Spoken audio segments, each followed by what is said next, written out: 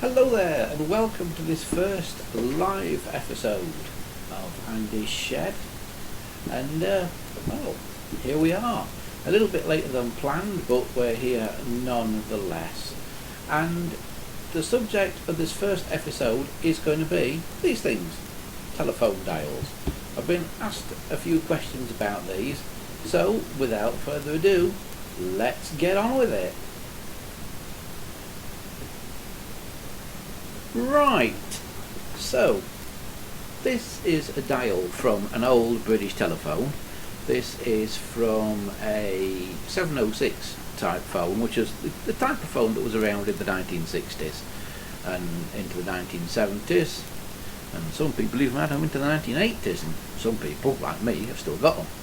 But this is a dial number 21. All the GPOs dials and later telecoms dials had numbers, and this is number 21, and you don't know if you can see it or not, but it's on there, dial number 21, and then a code for whoever made it. In this case it's GEN, and then there's normally a date code. In this case it's 70/1, which means it was made in 1970, this particular dial.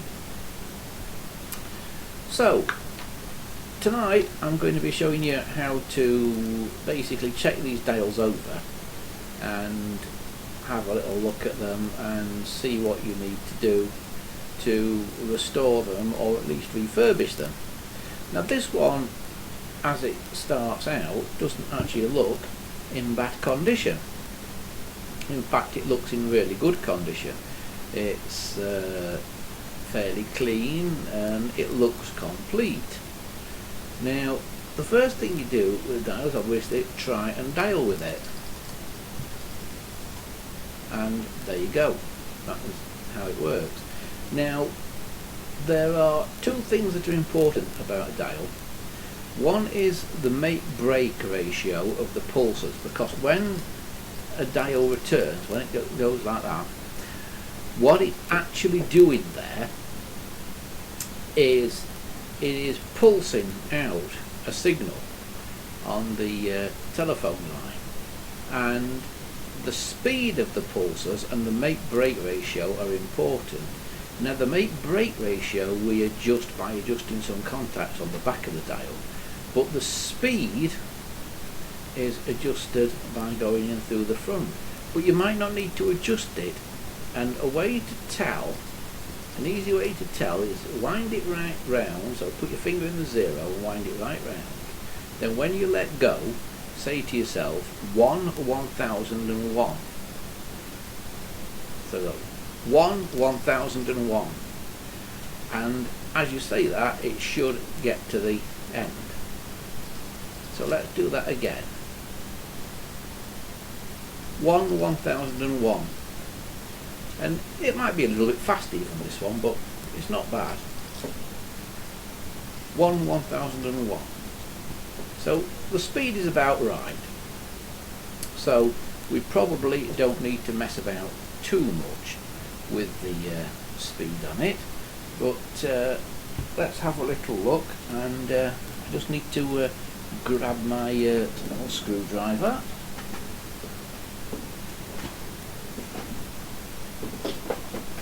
Which I'll find from down here in just a moment.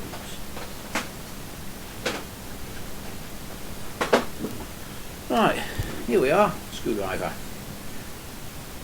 So let's have a little look and see what we can do. Now if we did need to adjust the speed, the way you would do it is you would take the centre dial label off the centre of here. Now there is normally a plastic cover on the centre of here, and there will be a little label inside that plastic cover similar to this, and that would normally be in there with a plastic cover over it. The way you get the little plastic covers off is you would take a piece of sellotape, or other tapes are available, put it across like that, rub it down in the middle so it's really well stuck on the centre, and just pull straight up like that, straight up, and that would pull the plastic cover off 9 times out of 10. And then you'll be able to just take the little paper label out that normally has your phone number and that on it, and then that exposes a little screw in the middle of there. I don't know if you can see that. Can you see that? Yeah. So what we do then is we undo that screw,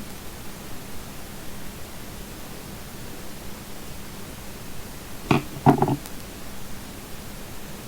so, and then that enables us to lift off this plastic finger wheel, this clear piece. We call it the finger wheel. Now it's held on by a little pip there to locate it, which you'll see. So you have to lift it up a bit before you can move it sideways. And then there's that gone. And put that to one side. So then what you've got to do is take off this little spring thing, which is located on these two links here. That comes off next, and then you can lift off the face of the dial, and there you've got all the gubbins inside it.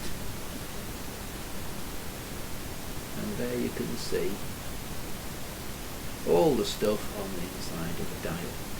Now, one thing you need to have a look at when you're restoring these dials is this clutch mechanism here, which is a big wheel and a little one on the top. Now the idea is those two cogs, whatever you want to call them, are mounted together on the same shaft, but there is a kind of clutch mechanism in there, so one can turn without the other, or in theory can turn without the other. And if I can just jam the dial up by putting the screwdriver in, you can maybe see one turn without the other one. It's a bit hard to see, but when the dial turns, when you dial a number on the dial, only that top small cog should turn. The big one at the bottom, the white one, shouldn't turn until the dial is springing back. Okay? And then when that white one turns, a thing in here called a governor turns with it, because there's a worm gear. That white cog in there turns this worm gear, which turns this governor thing here. Now I don't know if you can see that, but I can rotate it. And basically what that is it is two metal prongs with a weight on the end, and the weight runs inside this cap here. Two weights, one at the end of each metal prong, run inside this cap here, and the faster it goes around, the more those weights fly outwards with centrifugal force and slow it down. So those two springy bits of metal there, those two prongs with the weights on the end, if your dial is running too slowly, you just have to push them together a bit, and if it's running too fast, bend them out a bit until you get it running at the right speed. But this one is running at the right speed, so I'm not going to mess with it. And also, as I say, make sure that this clutch mechanism here, make sure this little tiny gear on the top rotates freely in one direction, but make sure it locks up and takes the bigger wheel underneath when it's going the other direction. Does that make sense? Yeah? Brilliant. So far, so good. Right, so that's what we do in the front of the dial, but of course there's the back as well. So we'll put the front back together because we know everything's fine in there, and this one's been oiled, but obviously the moving parts, like the little bearings in the ends of this mechanism here where the shaft runs, the little bearings in the ends of that, you can oil them very lightly with a bit of like clock and watch oil, and all the other gears as well, but only very lightly.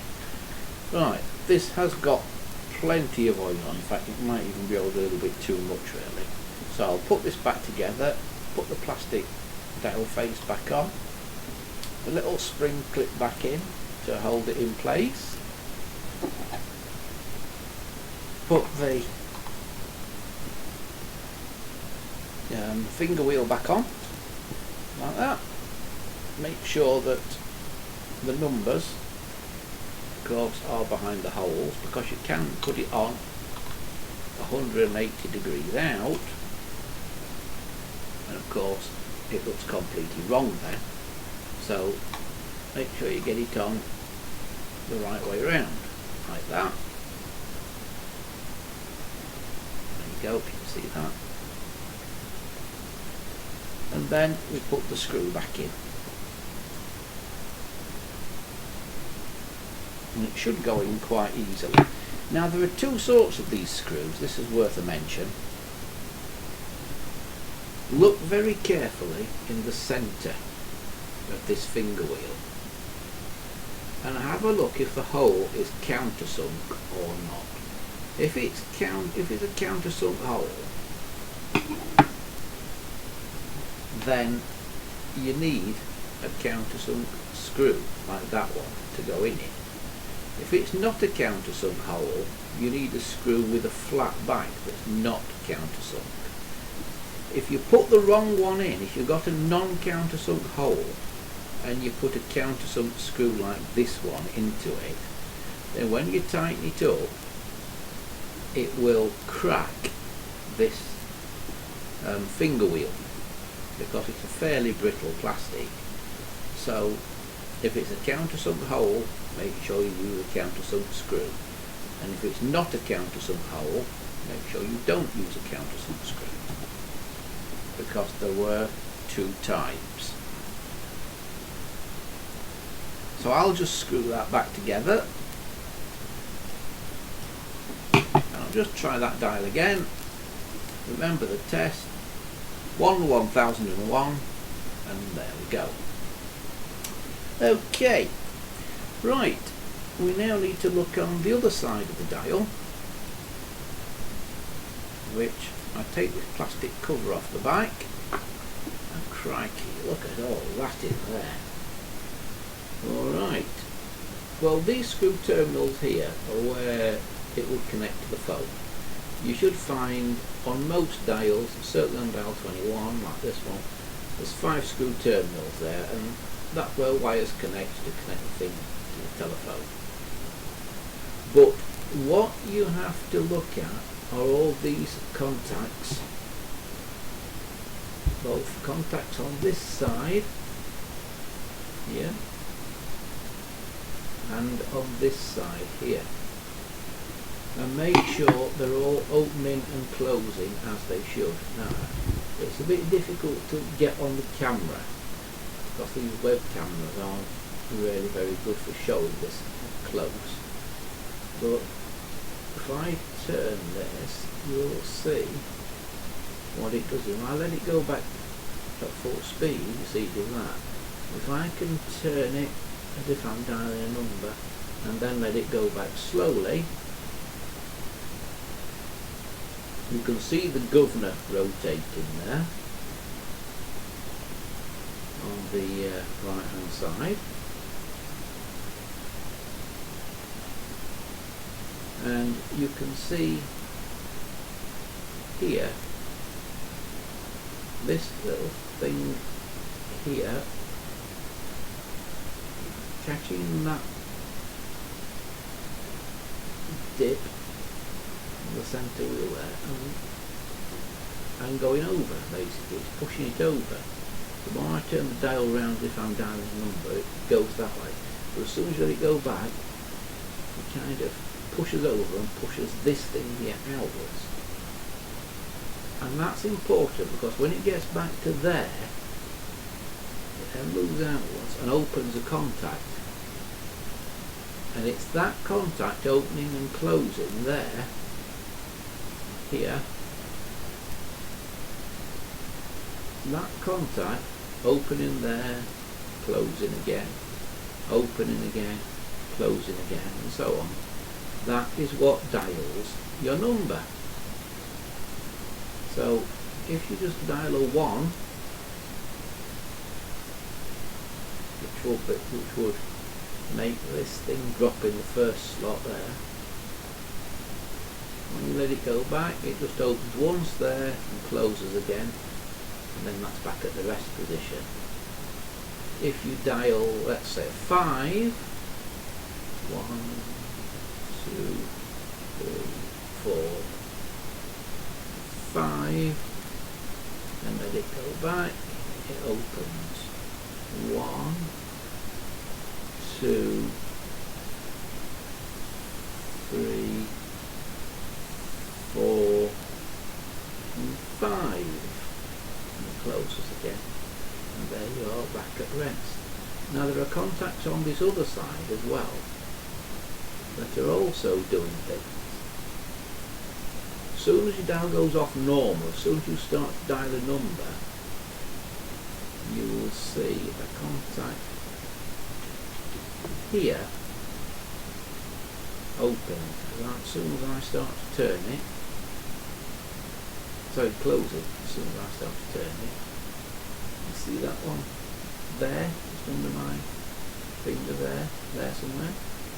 As soon as I start to turn it, see it closes. And there's another one next to it here as well, and that one also closes.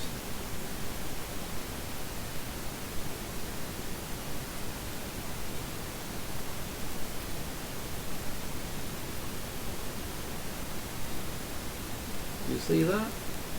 There's two contacts there on that side that as soon as you start to turn the dial, they close and stay closed, and all the way back, it will normally go back a lot faster than that obviously, they stay closed until it gets back to the rest position, what they call the normal position, and then they open.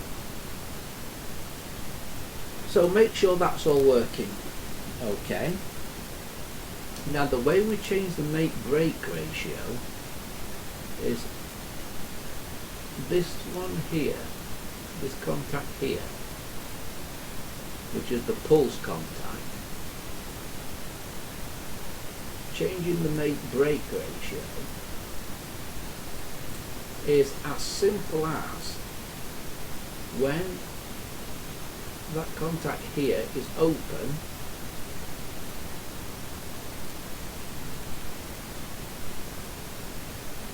which it is there, you can see it just opening there. When that's open, if you want to make it so the make is longer and the break is shorter, then all you do is bend it so when those contacts open, they don't open quite as far. If you want to make it so the break is longer and the make is shorter, then what you do is bend it so the contacts open a little bit further. But generally you won't have to mess with that one. In general, unless you're trying to set up an American ATA. If you know what an ATA is, then you might have to mess with it.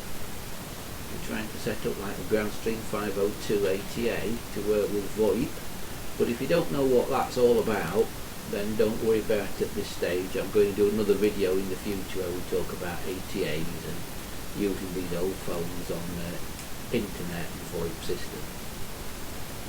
But this dial seems okay. All the contacts are doing what they should on this side, and it's going at the right speed inside it. It's all nice and clean, so this dial is fine. So that is just a very quick look at how these dials work. Of course, this is a dial 21. There were all kinds of different dials in the UK and different dials in different countries as well. They're all slightly different, but the idea is similar. So I hope I've inspired you to go and have a look at that stuck dial that you might have got somewhere and see if you can get it going again. So that's about it for this very first live Andy's Shed. But before we go, I just want to let you know about a couple of events that we've got coming up in the Sheffield area next month, in March in fact. So if you want to get along to any of these, you can. On Sunday the 19th of March, Sheffield Collectors Club will be holding a display at Kelham Island Industrial Museum. They do these displays once every month, Sheffield Collectors Club, normally on the third Sunday of the month, which in March this year it just happens to be the 19th. Go along if you want to see displays of all kinds of collections and things. There are people there with old tin plate toys. There's me there sometimes with the telephones or with other stuff. There's a guy who collects memory sticks. There's another guy who goes along sometimes who's got model aeroplanes, and there's somebody else there who collects little miniature shoes, little miniature porcelain shoes. It's for collectors of anything and everything. So if you happen to be in the Sheffield area on the 19th of March, pop along to the Kelham Island Industrial Museum. There is an entry fee to the Industrial Museum, but you don't have to go in the museum to visit the Collectors Club because it's in an adjacent building. So you can go and visit the Collectors Club there for free. And then on Saturday the 25th of March, another totally free event in Sheffield is the Repair Cafe at Healy City Farm. Now, what is a repair cafe, I hear you ask? Well, it's a thing where you can bring along any broken items that you've got, anything you've got that doesn't work, that's packed up, and there's a volunteer team of repairers there who will try and help you fix it. It's an initiative basically to keep stuff out of landfill and to what's the word I'm looking for here, and to help people to be more responsible about using resources and things. And of course it's also about saving money, because if you've got something that's broken you can mend it, you don't have to buy a new one. So that's on Saturday the 25th of March at Healy City Farm from around about 10 o'clock. Now if you want to go along to either of these events, they've both got a website. You can go and have a look at the websites. The Sheffield Collectors Club, their website is sheffieldcollectorsclub.wordpress.com. That's sheffieldcollectorsclub.wordpress.com. And if you want to go along to the Repair Cafe, they've got a website as well. That is sheffieldrepaircafe.wordpress.com. I'll give you that again. It's sheffieldrepaircafe.wordpress.com, and you can go along there, and a warm welcome will await you. I'm normally at both of those, so if you want to go and talk telephones, you can catch me at either of those events. I should be there at both of those in March, on the 19th and on the 25th as well.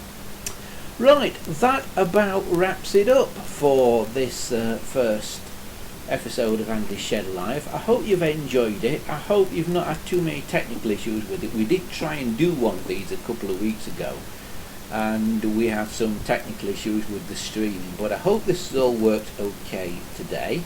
And all being well, we will be back next week with another episode where we'll be doing another little fix on a little something.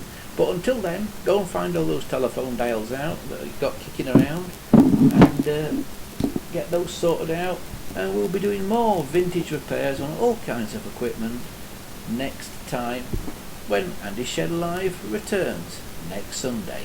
But until then, bye for now.